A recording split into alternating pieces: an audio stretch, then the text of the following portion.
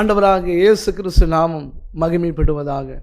என்னை வாழ வைக்கும் வார்த்தை என்கிற கர்த்தருடைய வார்த்தைக்காக உங்களை வரவேற்கிறேன். கர்த்தர் நல்லவர். இந்த நாளிலும் ஒரு வசனத்தை நாம் தியானிக்கலாம். சங்கீதங்களின் புத்தகம் 53ஆம் சங்கீதம் 6ஆம் வசனம். சீயோனிலிருந்து இஸ்ரவேலுக்கு ரட்சிப்பு வருவதாக. தேவன் தம்முடைய ஜனத்தின் சிறையிருப்பை திருப்பும் பொழுது யாக்கோபுக்கு களிப்பும் இஸ்ரவேலுக்கு மகிழ்ச்சியும் வருவதாக. அதே சங்கீதங்களின் புத்தகம் 14:7 சீயோனிலிருந்து இஸ்ரவேலுக்கு ரட்சிப்பு வருவதாக. தேவன் தம்முடைய ஜனத்தின் சிறையிருப்பை திருப்பும் பொழுது யாக்கோபுக்கு களிப்பும் இஸ்ரவேலுக்கு ரட்சிப்பும் வருவதாக என்று வாசிக்கிறோம். இங்கே யாக்கோபுக்கு களிப்பு, இஸ்ரவேலுக்கு மகிழ்ச்சி என்று எழுதப்பட்டிருக்கு. யாக்கோபு ஒரு தனி மனிதன், இஸ்ரவேல் திரள் கூட்டத்தின் தலைவன், திரள் கூட்டத்தின் தகப்பன். யாக்கோபா இருந்தவனை கர்த்தர் இஸ்ரவேலாக மாற்றுகிறார். யாக்கோபு என்றால் எத்தனை என்று நாம் அறிந்திருக்கிறோம். இந்த யாக்கோபு ஒரு தனி நபரை மாத்திரமல்ல, இந்த தனி மனுஷனை ஒரு திரள் கூட்டத்துக்கு தகப்பனாக, ஒரு திரள் கூட்டத்தின் தலைவனாக, சந்ததிகளின் தலைவனாக கர்த்தர் உயர்த்துகிறார். 12 கோத்திரங்கள் இந்த யாக்கோபினிடத்திலிருந்து உண்டாகுகிறது. இந்த யாக்கோபை குறித்து நாம் அநேக பிரசங்கங்கள் கேட்டு இருக்கிறோம். இங்கே கர்த்தர் ஒரு வாக்குத்தத்தமான, ஒரு மகிழ்ச்சியான ஒரு வசனத்தை இங்கே வெளிப்படுத்தி இருக்கிறார்.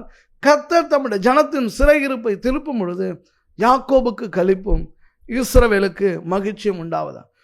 ஒவ்வொரு மனுஷனுடைய சிறையிருப்பை திருப்புகிறது. சிறையிருப்பு திரும்பும் பொழுது மகிழ்ச்சி உண்டாகும். ஒரு தனிப்பட்ட மனுஷனாகிய யாக்கோபு உடைய சிறையிருப்பு மாறுகிறது. இஸ்ரவேல் என்கிற திரள் கூட்டத்தின் சிறையிருப்பையும் கர்த்தர் மாற்றுகிறார். நான் உங்களுக்கு சொல்ல விரும்புகிறேன், தனி மனிதனாய் கஷ்டப்பட்டு கொண்டிருக்கிற உங்களுடைய சிறையிருப்பையும் கர்த்தரால் மாற்ற முடியும். உங்கள் குடும்பங்கள், உங்கள் சந்ததி, உங்கள் தேசம், இப்படி ஒரு தேசமே சிறைப்பட்டு இருக்கிற ஒரு குழுவாக, ஒரு திரள் கூட்டமாக சிறைப்பிடிக்கப்பட்டு இருக்கிற ஒரு ஜனத்தினுடைய சிறையிருப்பையும் மாற்ற கர்த்தரால முடியும். ஹல்லேலூயா, ஆமேன். அந்த வசனம் அதை படிக்கும் பொழுது எனக்கு மிகுந்த ஒரு மகிழ்ச்சியை கொண்டு வந்தது. எனக்கு அன்பார்ந்த தேவ பிள்ளைகளே, அந்த மகிழ்ச்சியை நான் உங்களிடத்தில் சொல்லுகிறேன். நீங்கள் தனி ஒரு நபராக இருக்கலாம், இல்லை ஒரு குடும்பமாக இருக்கலாம், இல்லை ஒரு பெரிய ஒரு திருச்சபையாக இருக்கலாம், இல்லை ஒரு பகுதியாக நீங்கள் செயல்பட்டு கொண்டு இருக்கலாம். உங்களுடைய தனிப்பட்ட சிறையிருப்பையும், ஒரு குழுவுடைய சிறையிருப்பையும், ஒரு தேசத்தின் சிறையிருப்பையும் மாற்றுகிற அதிகாரம் கர்த்தராகிய இயேசு கிறிஸ்து நாமத்துக்கு உண்டு.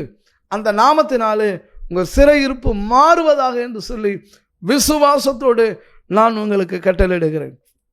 அன்பார்ந்த தெய்வ பிள்ளைகளே, சிறையிருப்பு எப்படி மாறும்? சீயோனிலிருந்து, அழகாக எழுதப்பட்டு, சீயோனிலிருந்து இஸ்ரவேலுக்கு ரட்சிப்பு வருவதாக. இந்த சீயோன் என்றால் என்ன என்று வேதத்தில் நாம் பார்ப்போம்னா, சங்கீதம் 2ஆம் சங்கீதம் 6ஆம் வசனத்தில், நான் என்னுடைய பரிசுத்த பர்வதமாகிய சீயோன் மீதில் என்னுடைய ராஜாவை அபிஷேகம் பண்ணி வைத்தேன். சீயோன் என்றால் பரிசுத்த பர்வதம். அந்த பரிசுத்த பர்வதத்தில் தம்முடைய ராஜாவை தேவனாகிய கர்த்தர் அபிஷேகம் பண்ணி வைத்திருக்கிறார். அவர் தான் நம்முடைய கர்த்தராகிய இயேசு கிறிஸ்து. அவர் ராஜாவாய், ராஜாதி ராஜாவாய், அபிஷேகம் பண்ணப்பட்டவராய், சகல அதிகாரங்களை நிறைந்தவராய் அந்த பரிசுத்த பர்வதமாகிய சீயோனிலே சிங்காசனத்தில் வீற்றிருக்கிறவராக இருக்கிறார். எனக்கு அன்பார்ந்த தேவ பிள்ளைகளே, சீயோன் என்றால் பரிசுத்த நகரம்.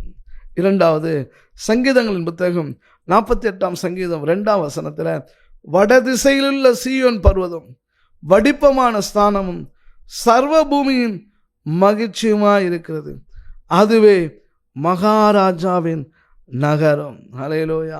இங்கே எழுதப்பட்டிருக்கு, சீயோன் பர்வதம் வடிப்பமான ஸ்தானமும் சர்வ பூமி மகிழ்ச்சி. அங்கே மகிழ்ச்சி காணப்படுகிறது, அங்கே சந்தோஷங்கள் நிறைந்திருக்கிறது. அது மாத்திரமல்ல, அது மகாராஜாவின் நகரம். நம்முடைய மகாராஜா ஆண்டவராகிய இயேசு கிறிஸ்து ஆளுகை செய்கிற இடமாக, அவர் அங்கிருந்து மகிமையான காரியங்களை தம்முடைய பிள்ளைகளுக்கு அனுப்புகிற இடமாக அது காணப்படுகிறது. சங்கீதம் 74:2 கடைசி பகுதியில், நீர் வாசமாயிருந்த சீயோன் பர்வதத்தை நினைத்தருளும். சங்கீதம் 78:68 யூதா கோத்திரத்தையும் தமக்கு பிரியமான சீயோன் பர்வதத்தையும் தெரிந்து கொண்டார். நம்முடைய தேவனாக கர்த்தர் யூதா கோத்திரத்தையும் தமக்கு பிரியமான சீயோன் பர்வதத்தையும் தெரிந்து கொண்டார். எங்கிருந்து ரட்சிப்பு வரும்? சீயோன் மகாராஜாவின் நகரம், பரிசுத்த நகரம். அங்கே கர்த்தர் தம்முடைய ராஜாவை அபிஷேகம் பண்ணி வைத்திருக்கிறார். அது மகிழ்ச்சியான இடம். அங்கிருந்து உங்களுக்கு ரட்சிப்பு வருவதாக, உங்களுக்கு விடுதலை வருவதாக, உங்களுக்கு சுகமும் சமாதானமும் வருவதாக. கர்த்தர் சிறையிருப்பை திருப்புவாராக. எந்த ஜனமும் சிறையிருப்பில் மகிழ்ச்சியாக இருக்க முடியாது. யார் ஒருவரும் சிறையிருப்பில் நான் இருந்து விடுகிறேன் என்று சொல்வதில்லை. காரணம், சிறையிருப்பு உங்கள் சுதந்திரத்தை பறிக்கும். சிறையிருப்பு உங்கள் சமாதானத்தை இழக்க செய்யும். சிறையிருப்பு உங்களுடைய மனதை வேதனை படுத்தும். சிறையிருப்பு உங்கள் குடும்பங்களை சிதறடிக்க பண்ணும். அன்பான தேவ பிள்ளைகளே, இப்படிப்பட்ட அகோரமாய் காணப்படுகிற இந்த சிறையிருப்பை மாற்ற கர்த்தர் தம்முடைய பிள்ளைகளுக்கு வாக்கு கொடுக்கிறார். சீயோனிலிருந்து இஸ்ரவேலுக்கு ரட்சிப்பு வருவதாக, சீயோனிலிருந்து தம்முடைய பிள்ளைகளுக்கு விடுதலை வருவதாக. அப்பொழுது யாக்கோபுக்கு களிப்பும் இஸ்ரவேலுக்கு மகிழ்ச்சியும் ரட்சிப்பும் உண்டாவதாக என்று நாம் வாசித்தோமே.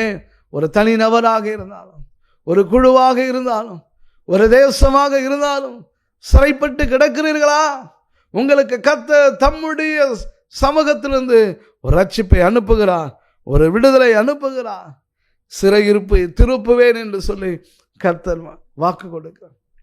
நம்பிக்கையுடைய சிறைகளை அரணுக்கு திரும்பும், இரட்டிப்பான நன்மை தரும், இன்றைக்கே தரும். நம்பிக்கையோடு கர்த்தருடைய சமூகத்தில் திரும்புங்கள். உங்கள் சிறையிருப்பு மாறும், உங்களுடைய கடினமான சூழ்நிலைகள் மாறும். கர்த்தர் தன்னுடைய வார்த்தை அனுப்பி அவர்களை விடுதலையாக்குகிறார். வியாதி என்பது ஒரு சிறையிருப்பு, கடன் என்பது ஒரு சிறையிருப்பு, சமாதானமற்ற சூழல் ஒரு சிறையிருப்பு, குடும்பங்கள் சிதறடிக்கப்பட்டு கட்டப்படாம சமாதானம் இல்லாமல் அலைந்து திரிகிற குடும்பங்கள் அநேகம், அது ஒரு சிறையிருப்பு. இந்த சிறையிருப்புகளை மாற்ற கர்த்தருக்கு அதிகாரம் உண்டு என்பதை நீங்கள் நம்புவீர்களானா அந்த சிறையிருப்பை மாற்றுவாராக. சிறையிருப்பிலிருந்து கர்த்தர் தம்முடைய ஜனத்தை வெளியே கொண்டு வருவார். நான் விசுவாசத்தோடு சொல்லுகிறேன், கர்த்தருடைய நாமத்தை கொண்டு சொல்லுகிறேன், உங்கள் வியாதி என்கிற சிறையிருப்பை கர்த்தர் உடைத்தெறிவாராக. கடன் வாரம் என்கிற சிறையிருப்பில் இருந்து கர்த்தர் உங்களை வெளியே கொண்டு வருவாராக. பாவ போராட்டங்கள், கணவனார் மனம் திரும்பல, குடிப்பழக்கத்துக்கு அடிமையா இருக்கிறார், வாலிப பிள்ளைகள் தாய் தகப்புடைய வார்த்தை கீழ்ப்படுகிறது இல்லை, இதை கேட்டு மனம் நொந்து போயிருக்கிற தாயுடைய கண்ணீருக்கு கர்த்தர் பதில் கொடுக்கிறார், தகப்புடைய கண்ணீருக்கு கர்த்தர் பதில் கொடுக்க. ஐயோ, என் பிள்ளைகள் என்னை பார்க்கவில்லையே, எங்களை விசாரிக்கவில்லையே என்று சொல்லுகிற அநேக பெற்றோர்கள் தாய்மாருடைய கண்ணீரை, சிறையிருப்பை கர்த்தர் மாற்றுவாராக. சிறையிருப்பை திருப்புவேன் என்று கர்த்தர் வாக்கு பண்ணினார். எரேமியா 32:44 பென்யமின் கோத்திரத்திலும் எருசலேமின் சுற்றுப்புறங்களிலும் யூதாவின் பட்டணங்களிலும் மலைக்காடான பட்டணங்களிலும் பள்ளத்தாக்கான பட்டணங்களிலும் தென் திசை பட்டணங்களிலும் நிலங்கள் விலைக்கிரயமாய் கொல்லப்படுகிற பத்திரங்களில் கையெழுத்து போடுகிறதும் முத்திரை இடுகிறதும் அதற்கு சாட்சி வைக்கிறதும் உண்டாயிருக்கும். அவர்கள் சிறையிருப்பை திருப்புவேன். பென்யமின் தேசம், எருசலேமின் சுற்றுப்புறங்கள், யூதாவின் பட்டணங்கள், மலைக்காடான பட்டணங்கள், பள்ளத்தாக்கான பட்டணங்கள், தென் திசை பட்டணங்கள், அவற்றினுடைய நிலங்கள் விலைக்கிரயமாக கொல்லப்படுகிறது, விலைக்கிரயமாக விற்கப்படுகிறது. வாழ வழியில் சிறுமைப்படுத்தி அடிமைப்படுத்தி நிலங்களை விற்கும்படியான சூழ்நிலை, வறுமை, தரித்திரம். கர்த்தர் வாக்கு பண்ணுகிறார், அவர்கள் சிறையிருப்பையும் திருப்புவேன். ஐயா, என்னோட வீட்டின் இடங்கள் வைத்து பல வருடங்கள் ஆகிறது, இன்னும் திருப்ப முடியல, அடமானம் போட்டு லோன் வாங்கி இன்னும் அதை அடைக்க முடியல, ஒரு சிறையிருப்பாக இருக்கிறேன். பேங்க் லோன் இன்ட்ரெஸ்ட் மேலே இன்ட்ரெஸ்ட் வந்துடுச்சு. அன்பான தேவ பிள்ளைகளே, உங்கள் நிலங்களை விற்கக்கூடிய நிலைமைக்கு வந்திருக்கீங்க. கையெடுத்து போட போகிறோம், விற்க போகிறோம் என்று சொல்லி கொண்டு இருக்கிறேன். தேவ பிள்ளையே, உங்கள் சிறையிருப்பை கர்த்தர் மாற்ற பண்ணுவா. பென்யமின் தேசம், எருசலேமின் சுற்றுப்புறங்கள், யூதாவின் பட்டணங்கள், மலைக்காடான பட்டணங்கள், தென் திசை பட்டணங்கள் விலைக்கிரயமாக கொள்ளப்படுகிறது. வாழ முடியலை, வாழ வழி இல்லை, வித்துட்டு தேசத்தை விட்டு ஓடி போகலாம். அன்பான தேவ பிள்ளையே, உங்கள் சிறையிருப்பை கர்த்தர் மாற்றுவார் என்று வாக்கு பண்ணுங்க. அவர் மாற்ற வல்லமையுள்ளவர். உங்களுக்கு களிப்பு வரும், உங்களுக்கு மகிழ்ச்சி வரும், உங்களுக்கு சந்தோஷம் வரும். யாக்கோபுடைய சிறையிருப்பை ஒரு தனி மனுஷனுடைய சிறையிருப்பை, ஒரு தேசத்தினுடைய சிறையிருப்பை, திரள் கூட்டத்தின் சிறையிருப்பை கர்த்தர் மாற்ற அவருக்கு அதிகாரம் உண்டு, அவருக்கு வல்லமை உண்டு. ஆமோஸ் தீர்க்கதரிசன புத்தகம் 9ஆம் அதிகாரம் 14ஆம் வசனத்தில், என் ஜனமாகிய இஸ்ரவேலின் சிறையிருப்பை திருப்புவேன். அவர்கள் பாழான நகரங்களை கட்டி அவைகளில் குடியிருந்து திராட்சை தோட்டங்களை நாட்டி அவைகளுடைய பழரசத்தை குடித்து தோட்டங்களை உண்டாக்கி அவைகளின் கனிகளை புசிப்பார்கள். என் ஜனமாகிய இஸ்ரவேலின் சிறையிருப்பை திருப்புவேன். அவர்கள் பாழான நகரங்களை கட்டி அவைகளில் குடியிருந்து திராட்சை தோட்டங்களை நாட்டுவார்கள். பாழான இடம் கட்ட முடியல. சிறையிருப்பை கர்த்தர் திருப்பும் பொழுது, உங்களை ஆசீர்வதிக்க தொடங்கும் பொழுது, பாழாய் கிடக்கிற உங்கள் வீட்டை நீங்கள் கட்டுவீங்க. பாழாய் கிடக்கிற இடங்களை கட்டுவீங்க.